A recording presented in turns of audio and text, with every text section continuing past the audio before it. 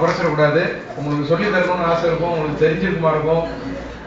ஆகவே நீங்க அது எதுவும் சொல்ல வேண்டாம், செய்ய வேண்டாம்.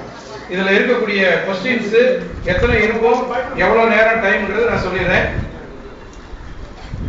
மொத்தம் வந்து அரை மணி நேரம் தான் இருக்கிறது. 25 கொஸ்டின்ஸ் தான் இருக்கும். வெறும் டேஷ் போட்டிருக்கோம், அதுல எழுதினா போதும்.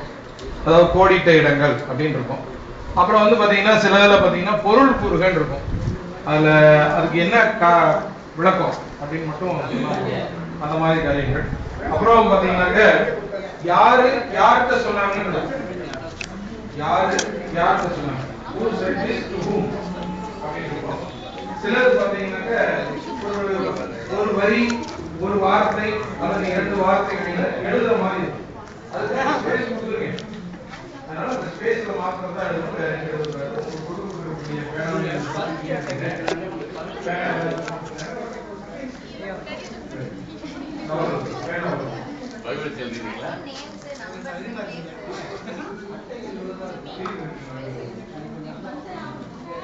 நீங்களும் சண்டே ஸ்கூல்ல தான்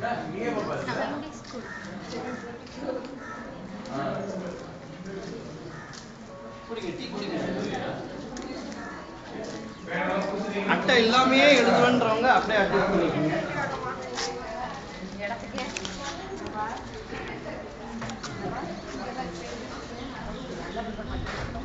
அக்கா தங்கச்சி சொல்லிருக்கீங்களா? நான் பாதி நீ பாதி தள்ளி உட்காந்து அவங்க சொன்னே கொடுத்துடலாம்.